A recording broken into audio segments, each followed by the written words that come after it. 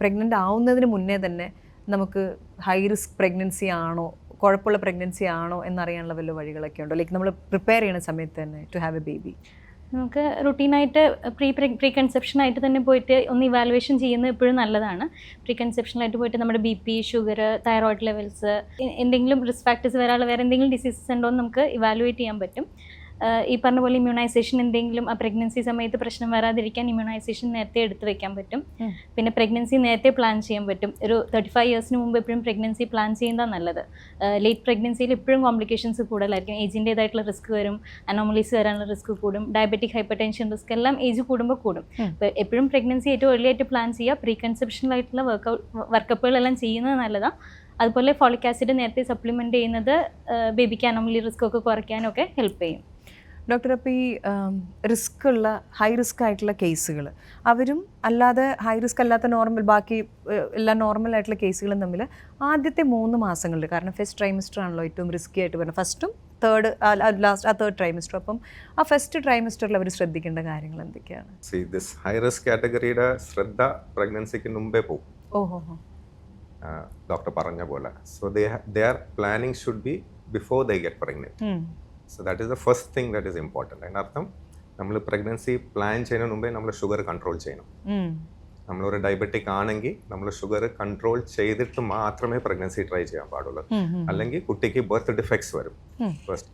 Second കാര്യം നമ്മൾ ചിന്തിക്കേണ്ട കാര്യം, നമ്മളൊരു ഡയബറ്റിക് ആകുമ്പോൾ നമ്മൾ കുറേ മെഡിക്കേഷൻസ് എടുക്കും. അതിൽ ബേബിക്ക് സേഫുള്ള 1-2 മെഡിക്കേഷൻസേ ഉള്ളൂ. ബാക്കി മെഡിക്കേഷൻസ് എല്ലാം ചിലപ്പം ബേബിക്ക് ഡിഫക്ട്സും അബോർഷനും ബാക്കി പ്രശ്നങ്ങൾ വരാനുള്ള സാധ്യത കൂടുതലാണ്. സോ ആ മെഡിക്കേഷൻസ് നമ്മളൊരു ഗൈനക്കോളജിസ്റ്റിനോ ഡയബറ്റോളജിസ്റ്റോ കണ്ടിട്ട് പറയണം, I am planning for pregnancy, please change my medications to metformin or insulin or something. പിന്നെ ഹൈപ്പർ ടെൻഷൻ്റെയും മെഡിക്കേഷൻസ്, കുറേ മെഡിക്കേഷൻസ് ബേബിക്ക് ടെറട്ടോണിയൻ ഇഞ്ചക്ഷൻ പറയും. അതിൻ്റെ അർത്ഥം ബേബിക്ക് ബർത്ത് ഡിഫക്ട്സ് വരാൻ സാധ്യതയുണ്ട്. സോ ആ മെഡിക്കേഷൻസും അവർ ചേഞ്ച് ചെയ്യേണ്ട ആവശ്യമുണ്ട് പ്രഗ്നൻസി ട്രൈ ചെയ്യുന്നതിന് മുമ്പേ. എപ്പിലെപ്സിയുടെ മെഡിക്കേഷൻസ്, കുറേ മെഡിക്കേഷൻസ് ബേബിക്ക് ബർത്ത് ഡിഫക്ട്സ് വരാൻ സാധ്യതയുണ്ട്. So the main thing is first, as an individual, identify that you are in high risk category. Ask yourself, do I have these high risk factors that I have mention? If that is there, ഒരു ഡോക്ടറിനെ കണ്ട് plan ചെയ്യുക pregnancy. Make sure ആ high risk factors corrected ആണ്, എന്നിട്ട് pregnancy plan ചെയ്യുക. പിന്നെ ഒരിക്കൽ പ്രഗ്നൻ്റ് ആയ, മാഡം ചോദിച്ച പോലെ, കോംപ്ലിക്കേഷൻസ്, മിസ്കാരേജിൻ്റെ സാധ്യത കൂടുതലാണ്, അബോർഷൻ്റെ സാധ്യത കൂടുതലാണ് ഫസ്റ്റ് ട്രൈമസ്റ്ററിൽ. സോ മെയിനായിട്ട് ഇതാണല്ലേ, മോർ ദാൻ 35 ഇയേഴ്സിൽ പ്രഗ്നൻ്റ് ആകുമ്പോൾ അവർക്ക് ജനറ്റിക് ഇഷ്യൂസ് വരാൻ സാധ്യത കൂടുതലാണ്. സോ അവർക്ക് മിസ്കാരേജസിൻ്റെ സാധ്യത കൂടുതലാണ്. അൺകൺട്രോൾ ഡയബറ്റീസ് വെച്ച് പ്രഗ്നൻ്റ് ആകുമ്പോൾ കുറച്ച് കോംപ്ലിക്കേഷൻസ് ഫസ്റ്റ് ട്രൈമസ്റ്ററിൽ വരാനുള്ള സാധ്യത കൂടുതലാണ്. ഷുഗർ കൂടിയ ഡയബറ്റിക് കീറ്റോസിഡോസിസ് വരാം. അവർ നോർമലി ഒരു ഫസ്റ്റ് ട്രൈമസ്റ്ററിൽ അവർക്ക് വോമിറ്റിംഗ് കൂടുതലാണ്. പിന്നെ ഇവിടെ ഡയബറ്റീസും ഉണ്ട്. സോ ഡയബറ്റീസ് കൺട്രോൾ ആവാതെ ഷുഗർ കൂടി അവർ ഡീഹൈഡ്രേഷനിലോട്ട് പോകുമ്പോൾ ലൈഫ് ത്രെറ്റനിങ് കോംപ്ലിക്കേഷൻസ് വരാം. So they have to be always careful. ഇപ്പം നമ്മളിപ്പോൾ പറഞ്ഞത് അമ്മയുടെ കാര്യമാണല്ലോ, പക്ഷെ റീസെൻ്റ്ലി ഇപ്പോൾ സ്റ്റഡീസ് കാലം മുന്നോട്ട് പോകുന്തോറും നമ്മൾ അപ്പനെക്കുറിച്ചും കൂടെ ആലോചിച്ച് തുടങ്ങിയിരിക്കുന്നു. അപ്പോൾ ഞാൻ വായിച്ച ഒരു ആർട്ടിക്കിളിൽ പറഞ്ഞിരിക്കുന്നതാണ്, ഇപ്പം ഈ അച്ഛൻ്റെ സ്പേമിലൂടെ സ്ട്രെസ്സ് കുഞ്ഞിലേക്ക് എത്തുന്നുണ്ട് എന്നുള്ളത് ഒന്ന്. അതുപോലെ തന്നെ സ്ത്രീകളോട് എല്ലാവരും ശരീരം അങ്ങനെ ശ്രദ്ധിക്കണം, ഇങ്ങനെ ഭക്ഷണം കഴിക്കണം എന്നെല്ലാം പറയും, പക്ഷെ അച്ഛന്മാരോട് പറയുന്നില്ല.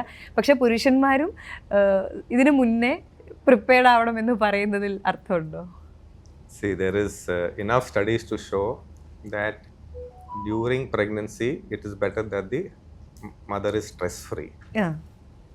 So that the husband has a big role to play. Yeah. So that is the first thing. The supportive care that the husband gives, the family gives. So ഒരു അമ്മയ്ക്ക് ഏറ്റവും കൂടുതൽ സപ്പോർട്ട് കിട്ടുന്നത് ഭർത്താവിനാണ്. സോ ആ ഒരു എൻവയറമെന്റ് ഭർത്താവ് create ചെയ്യാനുള്ള responsibility ഭർത്താവിനുണ്ട്.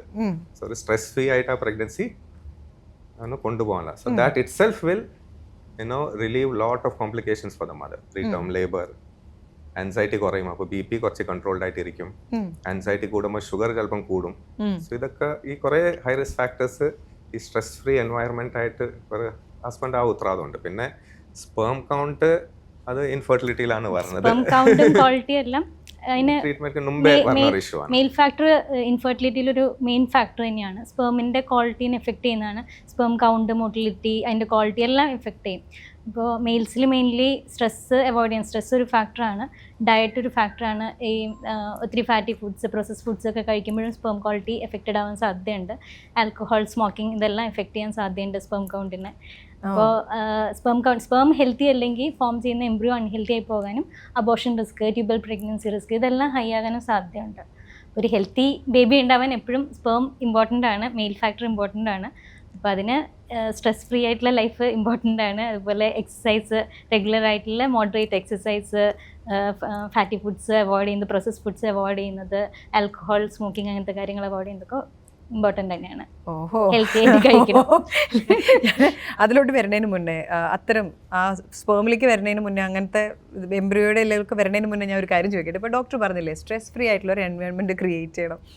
അപ്പം ഇപ്പോൾ ഞാൻ പ്രഗ്നൻ്റ് ആയിരുന്ന സമയത്ത് നമുക്ക് ആ പ്രഗ്നൻസിയിലാണല്ലോ ഫുഡ് എന്തും കഴിക്കാനുള്ളൊരു മനസ്സ് തന്നെ, എന്ത് കഴിച്ചോളൂ എന്ന് പറയണം. അപ്പോൾ അതുവരെ ഭയങ്കര ഇങ്ങനെ പ്രോപ്പറായിട്ടുള്ള വർക്കൗട്ടും ഡയറ്റും ഒക്കെ ആയിട്ട് പോയിരുന്ന ഞാനായിരുന്നു. അപ്പോൾ ഞാനിത് പ്രഗ്നൻ്റ് ആയപ്പോൾ ഞാനിതൊരു ഇതായിട്ട് എടുത്തു.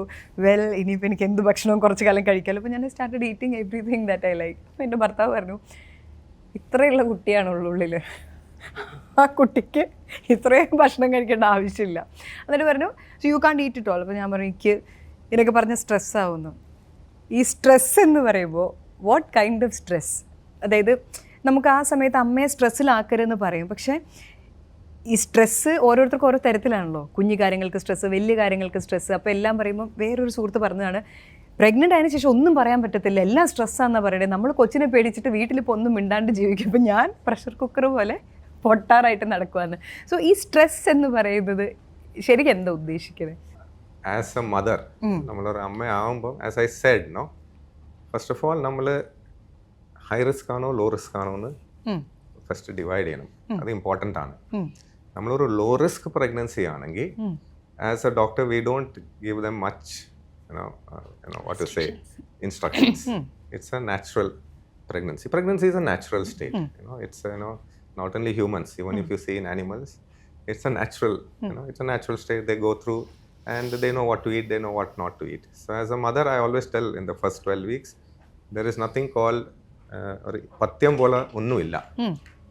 നിങ്ങൾ ആദ്യം കഴിച്ചുകൊണ്ടിരുന്ന എല്ലാ ഫുഡും കഴിക്കും. പിന്നെ പ്രഗ്നൻസിയിൽ എനിക്ക് പുതിയതായിട്ട് പോയി എന്തെങ്കിലും ഇനി ഇത് ട്രൈ ചെയ്യണോ, like you wanted to eat that fruit. So sometimes those things you can eat. Those things you can eat. But few things like street food, what we try to tell in the first 12 weeks is try not to get sick. Because നമ്മൾ ഒരിക്കലും അസുഖം വന്ന ആവശ്യമുള്ള ആന്റിബയോട്ടിക്സും which we know how safe they are. So why fall into that category? So avoid foods which are unhealthy. A food which is unhealthy for the mother is unhealthy for the baby. That is the symbol dictum. So what food is unhealthy for me is unhealthy for my baby. So I know what is unhealthy for me, but at times I eat it. Right? We know that junk food and fast food are not healthy food, but we eat it once in a while. But in pregnancy, in the first trimester, try to be careful. Try to be careful from these foods. Make sure that the food that you eat is hygienic, well prepared, and is safe. The kitchens are well hygienic, and all those things are there. Then otherwise nothing much. Even in my last one of the videos, I talked about papaya and pineapple and all that. Those are all just there's no scientific basis to that. So basically, most of the food is safe. Most of the food is safe. But if you are in the high risk category, like you're a diabetic, and you say I want to eat sweets, കൊച്ചിനെ ചിന്തിക്കണം. അപ്പോൾ ഈ high risk പ്രഗ്നൻസിയിലും normal ആയിട്ടുള്ള ഒരു സ്റ്റേജിലും നമ്മളോട് പറയാറുണ്ട് first trimester കഴിവതും bed rest എന്നൊക്കെ ഞാൻ കേട്ടിട്ടുണ്ട്. അതായത് കഴിവതും ഒന്നും ചെയ്യരുത്, ഒന്നും ചെയ്യാണ്ട് ജസ്റ്റ് സ്വന്തം വീട്ടിൽ നമ്മൾ ചെയ്യണം, നമ്മുടെ കാര്യം മാത്രം ചെയ്തിരിക്കുക. അങ്ങനെ ഉണ്ടോ ഈ ഹൈ റിസ്ക്? ഇപ്പോൾ നമ്മളിപ്പോൾ ഒരു IVF പ്രഗ്നൻസി അല്ലെങ്കിൽ ഒരു സപ്പോർട്ടഡ് പ്രഗ്നൻസിയിലൊക്കെ ചിലപ്പോൾ ഒന്നിൽ കൂടുതൽ എംബ്രിയോസ് ഒക്കെ ട്രാൻസ്ഫർ ചെയ്തിട്ടുണ്ടാവും. അപ്പോൾ ഒരു 2 പ്രഗ്നൻസി 3 പ്രഗ്നൻസിയിലൊക്കെ ബ്ലീഡിങ് റിസ്ക് അങ്ങനത്തെ കാര്യങ്ങളൊക്കെ ഇച്ചിരി കൂടുതലാണ്. അതുപോലെ നമ്മൾ സപ്പോർട്ട് ചെയ്യാൻ ബ്ലഡ് സർക്കുലേഷൻ ഇമ്പ്രൂവ് ചെയ്യാനുള്ള മെഡിസിൻസ് ഉണ്ടാവും.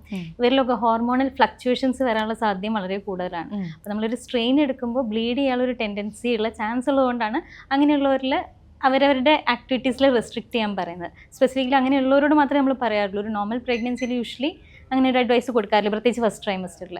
പിന്നെ സെക്കൻഡ് ട്രൈമസ്റ്ററിലൊക്കെ പോകുമ്പോൾ ചിലരിൽ സെർവിക്കൽ ഇൻകോമ്പിറ്റൻസ്, സെർവിക്സിന് ബലക്കുറവ് വരിക, പിന്നെ മുമ്പ് ചിലപ്പോൾ ഫൈബ്രോയിഡ് സർജറീസോ അല്ലെങ്കിൽ യൂട്രൈൻ സർജറീസോ ഒക്കെ എന്തെങ്കിലും കഴിഞ്ഞവരായിരിക്കും. പലപ്പോഴും ട്രീറ്റ്മെൻറ്റ് ഭാഗമൊക്കെ ആയിട്ട് പല യൂട്രൈൻ സർജറീസൊക്കെ കഴിഞ്ഞവരായിരിക്കും. യൂട്രസിന് വേണ്ട രീതിയിൽ ഒരു ബലം ഉണ്ടാവുന്നവരായിരിക്കില്ല. അപ്പോൾ നമ്മൾ അങ്ങനെയുള്ളവരിൽ ചിലപ്പോൾ, അല്ലെങ്കിൽ പ്ലസിൻ്റെ പ്രിവി സാർ പറഞ്ഞ പോലെ അങ്ങനെയുള്ള കേസുകളിലൊക്കെ നമ്മൾ ഒത്തിരി സ്ട്രെയിൻ എടുത്താൽ ബ്ലീഡിങ് റിസ്ക്കും പ്രീടേം ലേബർ റിസ്ക്കും എക്സ്പെൽഷൻ റിസ്ക്കും ഒക്കെ ഉള്ളതുകൊണ്ടാണ് അങ്ങനെയുള്ളവരിൽ ബെഡ് റെസ്റ്റ് പറയുന്നത്. അല്ലാതെ റുട്ടീനിൽ നമ്മൾ എല്ലാവരോടും പറയാറില്ല. ഡോക്ടർ, ഇതുപോലെ ഇപ്പം ഹൈ റിസ്ക് ആണെങ്കിലും ഇപ്പം ഒരു മിസ്കാരേജ് അവർക്ക് ചാൻസ് കൂടുതലാണോ? മിസ്കാരേജിന് ചാൻസ് കൂടുതലാണല്ലേ? മിസ്കാരേജ് ആസ് പെർ സേ സാധ്യത കൂടുതലല്ല. It depends on what high risk. Okay. If you are elderly more than 35 years, 35 years to 40 years pregnant ആയെന്ന് വിചാരിച്ചോ, എന്നാൽ മിസ്കാരേജ് സാധ്യത കൂടുതല. അതിന്റെ റീസൺ എന്താ? 35-40 years ഒക്കെ കഴിഞ്ഞ് പ്രഗ്നന്റ് ആകുമ്പോൾ the chance of the baby having A genetic abnormality. So then the body recognizes it and tries to push the baby out. So that is one of the reasons for first trimester miscarriages in elderly. Uncontrolled diabetes, or you having some infection like HIV, AIDS or something, and you get pregnant. So otherwise, as per se, it's not that miscarriages history is more. Depends on what high risk. It depends on what.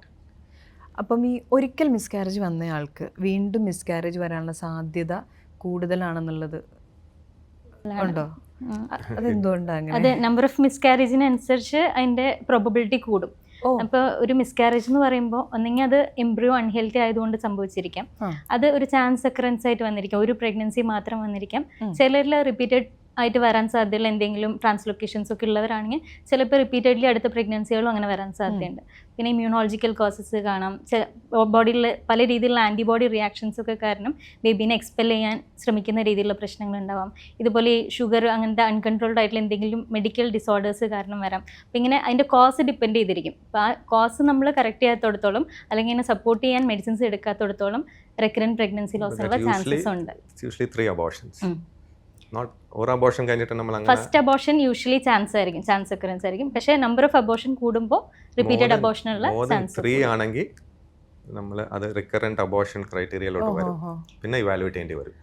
അങ്ങനെയുള്ള കേസുകളിൽ correct സമയത്തിന് correct ആയിട്ടുള്ള supportive മെഷേഴ്സും evaluation മെഷേഴ്സും ചെയ്ത് പല പ്രഗ്നൻസിയും healthy ആയിട്ട് continue ചെയ്യും. ഒരു miscarriage കഴിഞ്ഞിട്ട് എൻ്റെ കസിൻ്റെ അടുത്ത് പറഞ്ഞാണ് അടുത്ത 6 monthsലേക്ക് പ്ലീസ് ഡോണ്ട് ഗെറ്റ് പ്രഗ്നൻറ്റ്. അങ്ങനെയുണ്ടോ? ഒരു മിസ്കാരേജ് കഴിഞ്ഞിട്ട് we have to wait for 6 months? Miscarriage at what, how many months was that? 2 months. 2 months നമ്മൾ അങ്ങനെ 6 months പറയാറില്ല.